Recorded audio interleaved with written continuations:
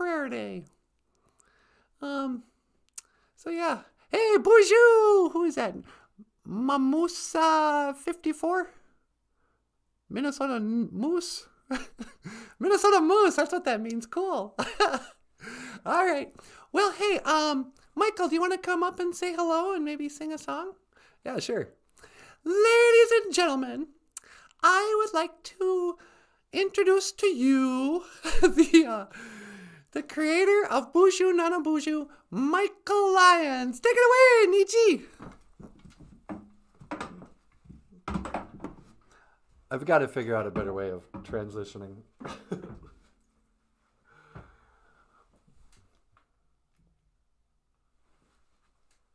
BOOZHOO, everybody. Welcome back to the show. Why am I welcoming you back? You've been here the whole time. How's that? I'm too washed out.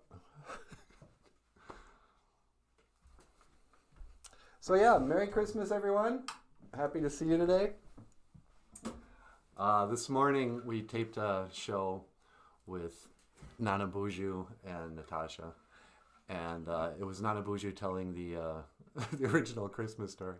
And it turned out pretty funny. So we might have to have NANABOOZHOO come out and tell the story in his way. But how you guys doing? You having a good Christmas? This Christmas is different than any other Christmas I've ever known. But aren't they all, really?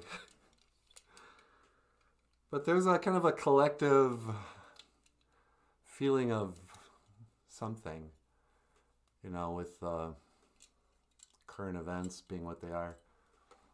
Merry Christmas, Tanea Henry. Tanea, what a beautiful name.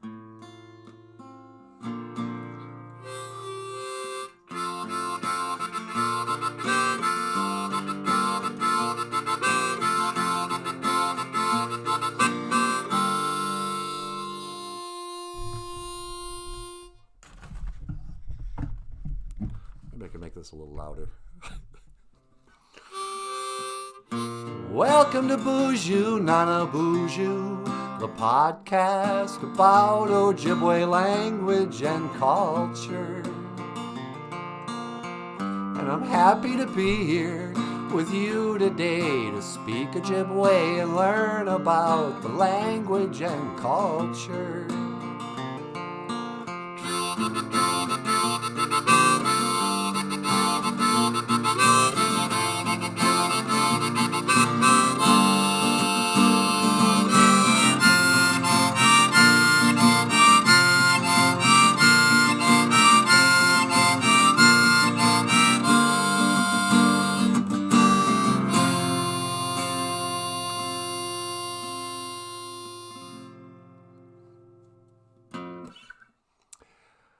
I got a candle from Manadu. Thank you very much. When I was a kid, you know, they used to let you bring in lighters into rock concerts. And people would put up their lighter during the slow songs. And the whole auditorium would light up. Nowadays, people grab their phones. It's not the same thing. Thank you, Renee. So let's see. Should we talk about Christmas stuff? Should we talk about breakups? Most of the songs I've ever written were because I broke up with somebody. I broke up with somebody once, and the name of the song was I'm Never Coming Back Here Again. It was like this.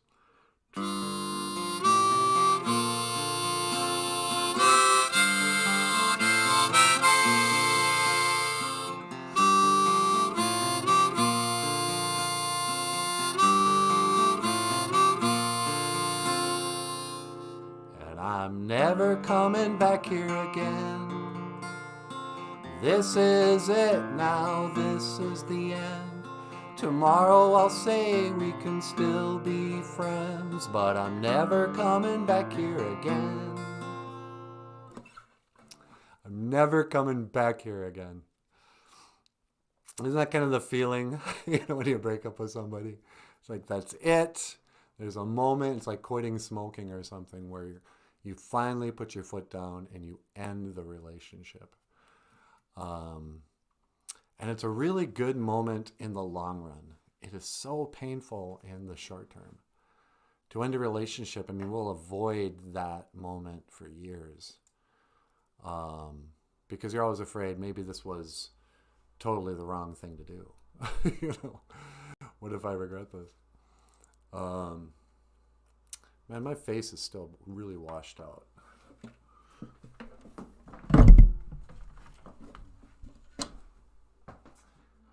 So yeah, relationships, breaking up with people.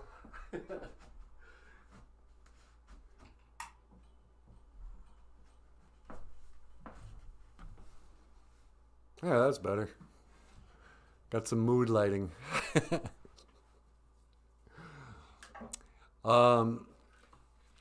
Yeah, so I did break up with somebody once and then regretted it. And the song eventually just became the girl's name, but the chorus is, I never meant one word I said. And that's just a weird sentence in general. I never meant one word I said. So it calls into question all the nice things you said too, Like when I said I love you, I never meant it. But it was like this. I never meant one word. I never meant one word. I never meant one word I said. I never meant one word. I never meant one word. I never meant one word I said. Now you're my one, and you're my only regret. 'Cause I never meant one word. I never meant one word. I never meant one word I said.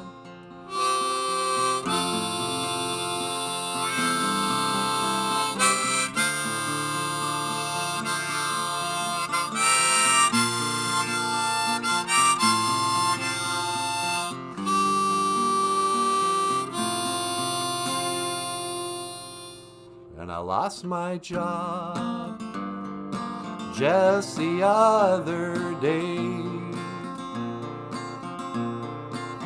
And like everybody else, well, I've got a mountain of bills that need to be paid.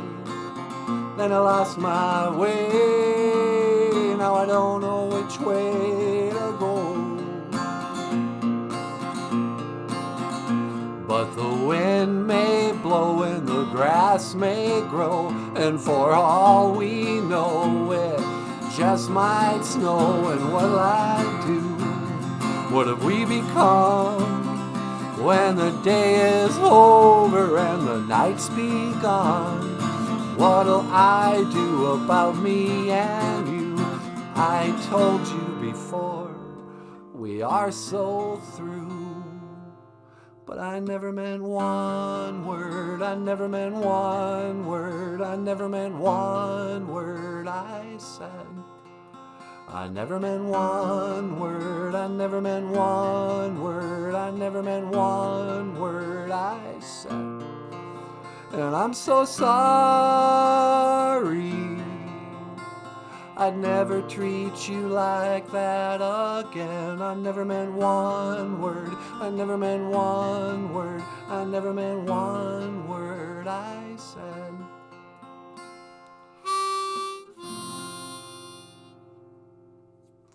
It was a much longer song when I was in a band. Miigwech, Michael. Merry Christmas to all. Peace and joy in the new year. Thank you so much, Irene. Are your songs uploaded anywhere? I do have a Facebook page with my last band, Ishii, Ishii. And there's, I think, 3 or 4 songs that we recorded in a studio.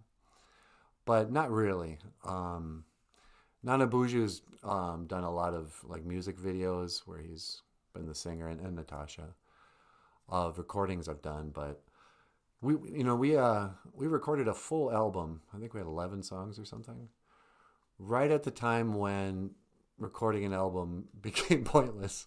I mean, not artistically pointless, but I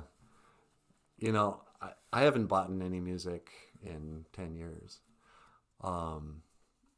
So I was in a band. We wrote a bunch of songs, and we had an amazing couple of days at a studio here in Bemidji by a living and not living anymore, sadly, he passed away, by a legend in Minnesota.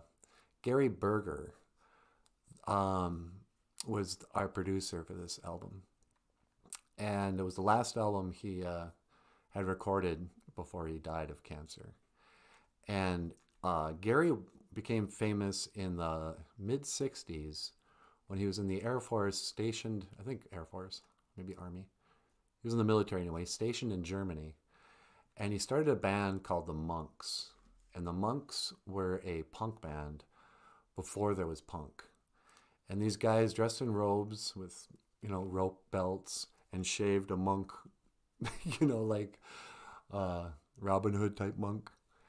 And then played hard electric music, and what later on became, this is like pre-Sex Pistols, what later on became punk music. And so people in the music industry used to refer to the Monks as the grandfathers of punk music.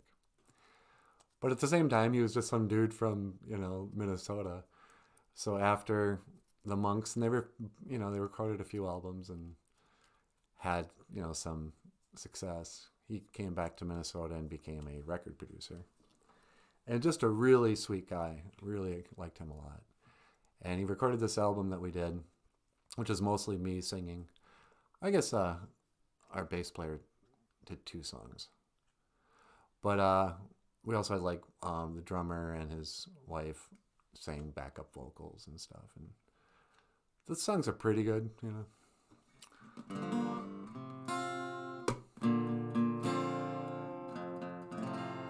So yeah, 2020 is coming to an end. And I'm sorry I even said that. It seems like nobody can say anything anymore without bringing up the pandemic or the lockdown or whatever you want to call it. And because I guess every day we have to deal with it in some degree. But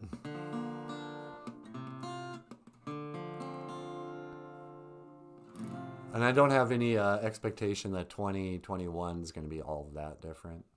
I mean, who knows? Maybe it'll be something as unexpected as 2020 will happen in 2021. But in either way, on the one side, I've really enjoyed being homebound. I haven't had a job in over a year outside of this. It's been really cool creatively and stuff. So coming up on New Year's Eve at 11:30 Minnesota time, which is Central Time, we're going to have our New Year's Eve party. And it'll probably feel like this with a little more thought put into it beforehand. I want to thank you for your teaching Ojibwe language. Hey, miigwech, and culture. Uncles are from Lakudare. Nice. I am learning from you. Miigwech. Irene, thank you so much. I really appreciate you saying that. There is something kind of cool and spiritual about learning Ojibwe. It's not like it's made my life more convenient in the world. I almost never need to speak Ojibwe when I'm buying groceries or whatever. But it's connected me with the larger Ojibwe family through these videos and stuff. And I've gotten a lot of notes from people saying, hey man, this is really cool. My grandma was blank. And I'm trying to teach my kid, and this is sort of a fun way. But people have kind of connected to the show in personal ways. It's been really fun. So what do you think, Nanaboozhoo? You want to come out and tell the Christmas story on this Christmas day? I don't have any Christmas decorations this year.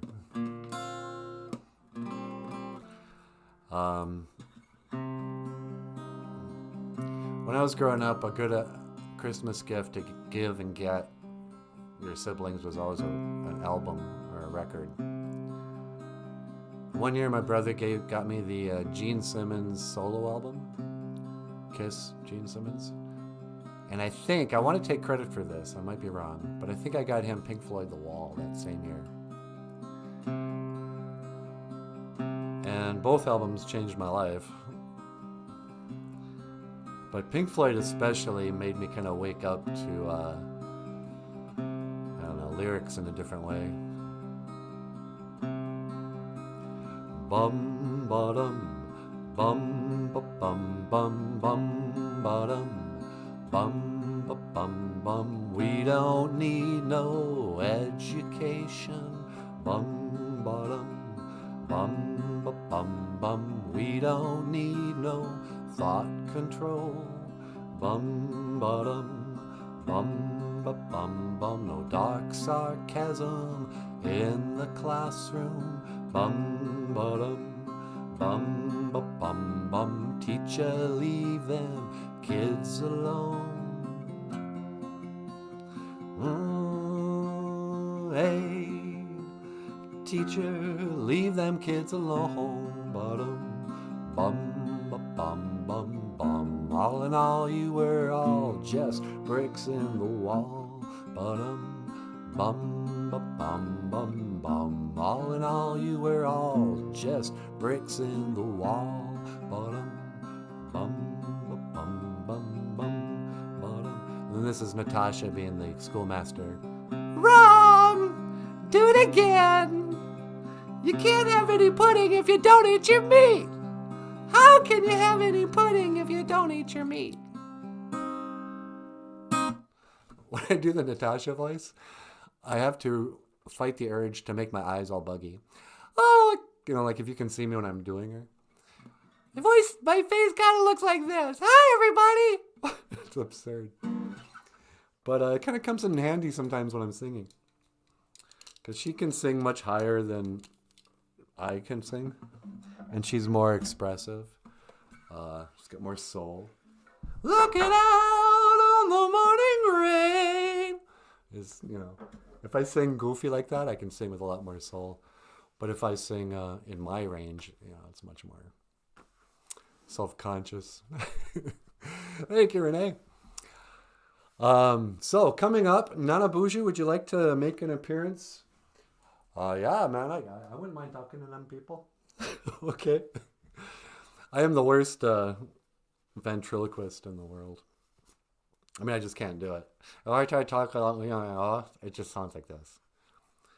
And so I mentioned this in one of the podcasts, but when I go into school, sometimes a bit I do with Natasha is I'll come out with Natasha in my hand.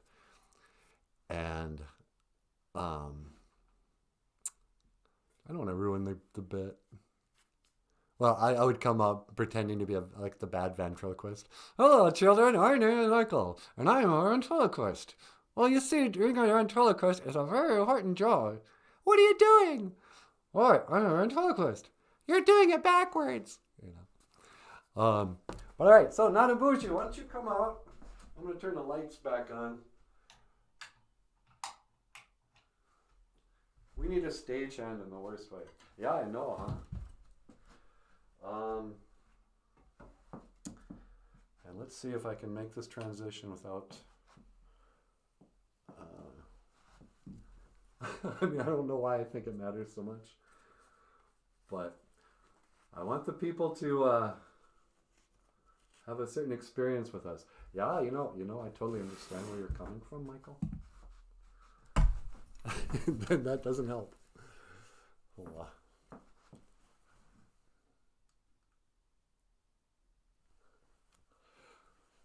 la dee da, la la la. I don't think Ernie has to deal with this. You think they deal with this on Sesame Street?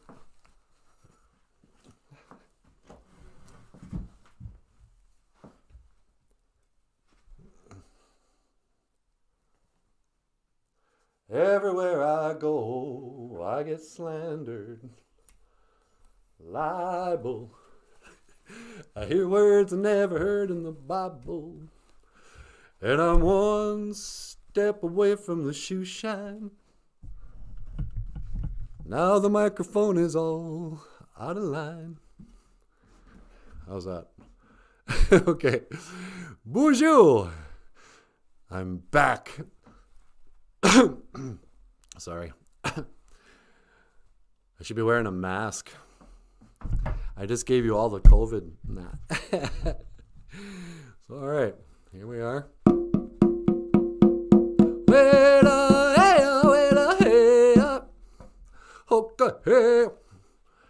John Wayne's teeth. John Wayne's teeth.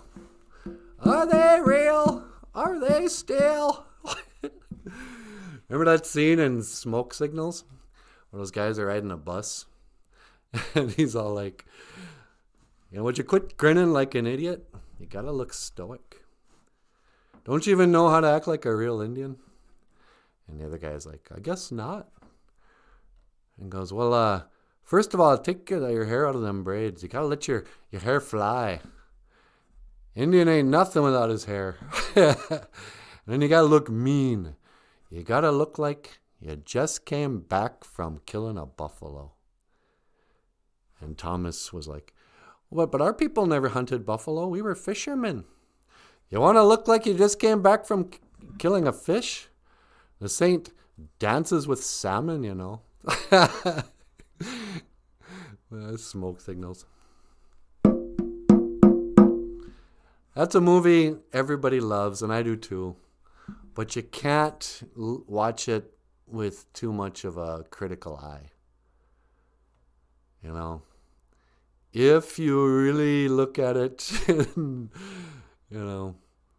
compare it to big budget movies and stuff, the acting sometimes, some of it's good. And some of it you can tell it was somebody's auntie who got a part. He was mean to you. So, today, in the spirit of Christmas, of Nighttime Prayer Day, I would like to tell a story from the Anima E Mazini Igun. Mazini Igun. The Anima E Mazini Igun, the prayer book or the Bible.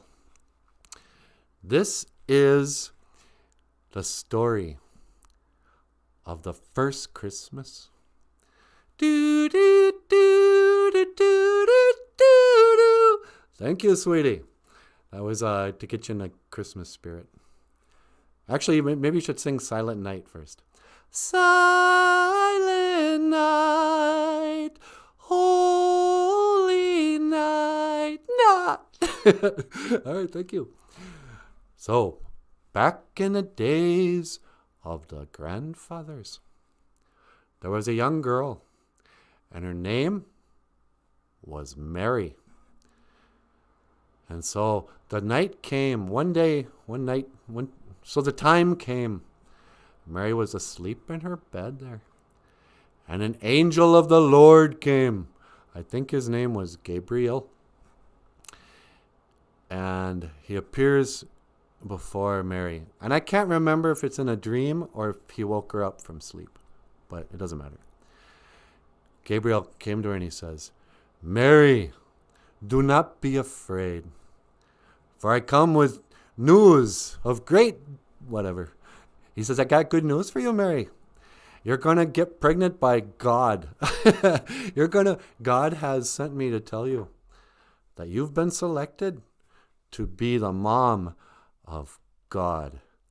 And you will call him Emmanuel, God among us, Emmanuel. But then for some reason she named him Jesus. I guess she didn't listen to him. And then I also heard that his name was actually Yeshua or something. I don't know how they can get that detail wrong, but whatever he was called. Angel came to Mary and he says, you're going to be the mother of the, King of Kings. And so Mary's like, what? Really? Look, you can tell God I'm flattered and everything, but I'm kind of seeing somebody, Joseph. And, I'm not sure he's going to be so cool with this. And Gabriel was like, oh, no, it's okay. He'll understand. And so that was that. Mary became pregnant. And, time went on. Mary started to grow. And she went over to her friend's house. I'm not sure of her name either because, I've never actually read much of the Bible. But I think her name was Ruth. I want to say Ruth, but I could be wrong. But anyway, Mary had a friend who was having a baby at the same time. And so she went over to see her friend. And her friend, turns out, was the mom of John the Baptist. She goes, "Oh, I'm having a baby. I'm going to name him John. And when he grows up, he's going to be a wild man. Going to be out in the desert. Wearing like furs and telling people to repent. He's going to be a real loudmouth. But he's going to be my boy." And so Mary walks into the room. And just then, John in his mom's belly starts to kick. Gets all excited. And, he could tell that, that something special was going on in Mary. So the months pass, and now it's 9 months later, and Mary's just big. She's waddling around. And Joseph goes, "Hey, man, we got to get out of town. There's some government politics and that. We should go on a trip." And Mary goes, "Oh, come on. I'm 9 months pregnant. I'm about to give birth. Do we really have to go?" He goes, "No, I'll be all right. You can ride on this donkey. I got a donkey. I put some blankets on him. You'll be fine. I'll walk. You can ride a donkey. We'll just go on a little trip. Little December trip." And so off they go. And they get to a place called Bethlehem. And it's getting late. And so Joseph, parks the donkey, ties him up. And he and Mary go into this inn. And he's like, "Bing, bing, bing. Oh, excuse me, good sir. Do you think I could trouble you for a room for the night? My wife and I have been traveling all day, and she's just pregnant. She could give birth at any time. So, what do you think? Can we get a room?" And the guy's, behind the counter there, and he goes, "What? Your wife's pregnant?" "No, man, there's no room at this inn. Take her to a hospital. What, are you out of your mind?" And the guy's like, "Come on, it's Christmas Eve. Can't you find us a room?" And it's like, "Look, man, I'll tell you what. Don't tell the manager I did this, but you can go stay in the barn out back. I'll get you some pillows, and you can go camp out with the sheep and camels and whatnot." And so Joseph's like, "All right, come on, honey, let's go back to the barn." So they go back there and they start to set up camp. Well, meanwhile, miles down the road, 3 wise men had been traveling together, riding these camels, dressed in fancy robes. They were from the Far East, an exotic land that I don't know if they're even that specific of where they're from.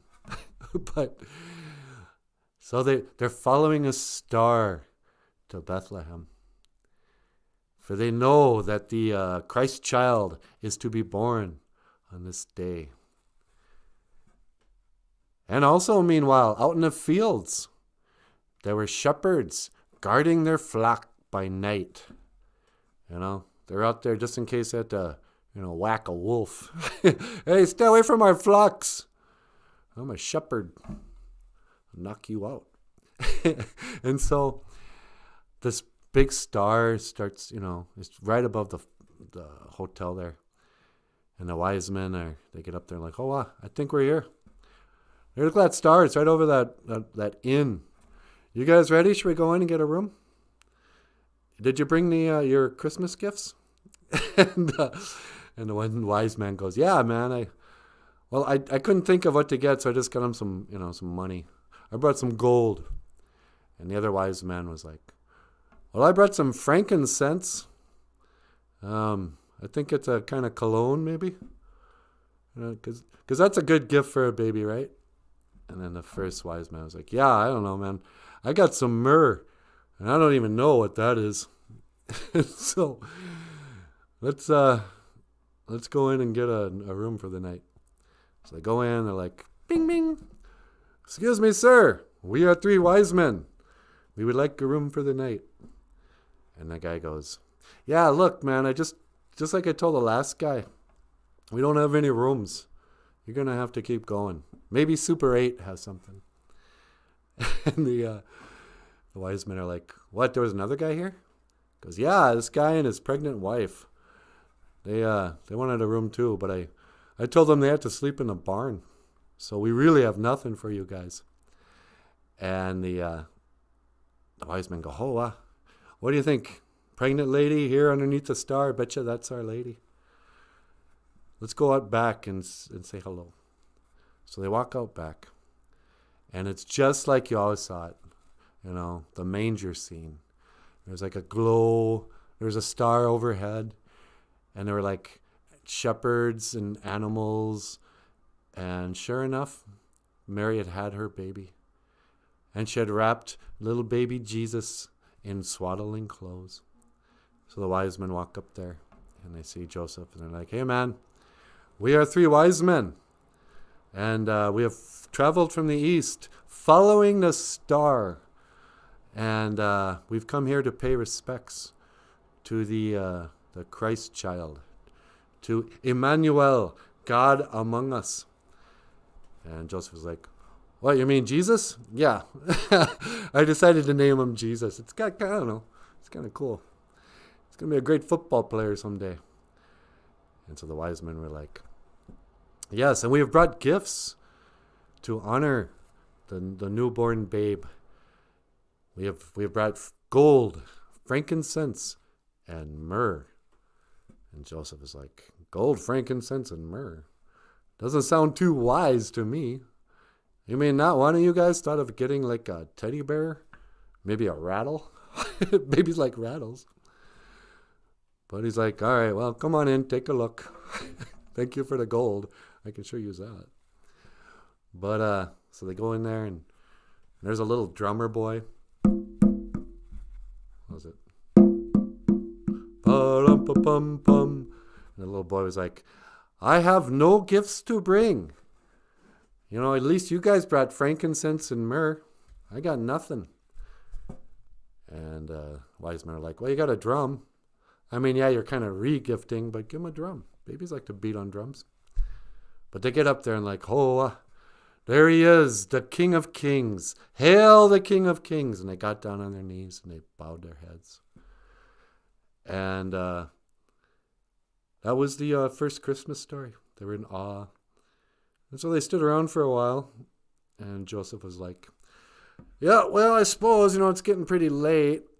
I wonder if you guys are, wise enough to be able to, take a hint. It's getting awfully late. And, the wife and I, we're gonna go to bed here in the hay. So, the wise men are like, oh, yeah, we better get going too. We need to find a room. But congratulations on your new birth, sir. Congratulations, Mary. He's a beautiful baby. I'm sure he's going to do a lot of good in the world. And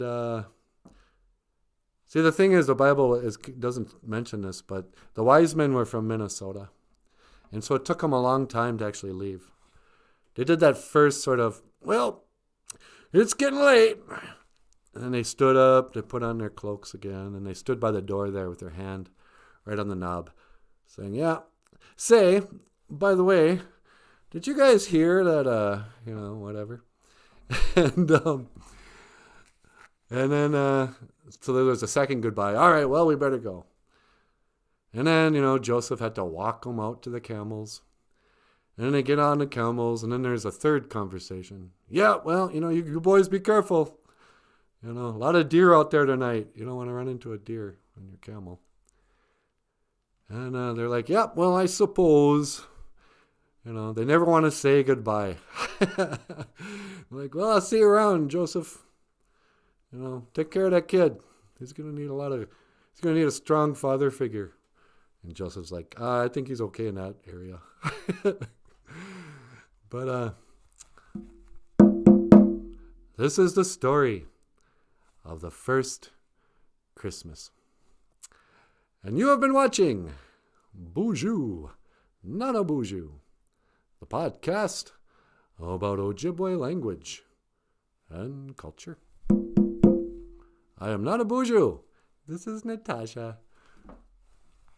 Where'd he go? Michael was here. Oh, there you are. Hey, dude. And Michael Lyons. So, what has it been? 40 minutes? Is that long enough for a show? Adam Beach is underrated. Yeah, he sure is. Is he? I mean, he gets all the best Indian parts. You know who's underrated? Graham Greene. Graham Greene's my favorite Indian actor. He was, the main holy man in Dances with Wolves. And he was in a great movie by Adrian Lewis, called Skins. And, it's just the opposite of who Graham Greene was in Dances with Wolves. In Dances with Wolves, Graham Greene looks like what every Indian wants to look like. He just like best, buckskin shirt and his awesome hair. Walking through the tall grass in the prairie. I mean, Graham Greene was it. But then the next movie, he plays an alcoholic burn victim on Pine Ridge Reservation in like the 1970s or 80s or something. And he's just a tragic, totally different guy. And, he's done some bit parts. I think he's on a TV show now that I've never seen. But yeah, Graham Greene is he's a wonderful actor. Isn't that true, Renee? All right, well, I'm going to mahjong. And let Michael say, honey, do you want to come and say one more thing? Yeah, sure. All right, ladies and gentlemen, please welcome back to the stage, Natasha. And I will see you again. Gigawaba min. Minawa. La la la. Do do do. See, my exit's much better than my entry. See, my exit's not even that good. La di da, la di da, da da da. On my way to where the air is new. Can you tell me how to get... Anyway, just want to say miigwech for watching BOOZHOO NANABOOZHOO. And don't forget to join us on New Year's Eve. We'll probably have a look back. And so miigwech. Thank you so much, Tanea and Renee and Manadu and everybody else who is here today. Irene. And I will see you again. Gigawabamin. Minowa. And the stream.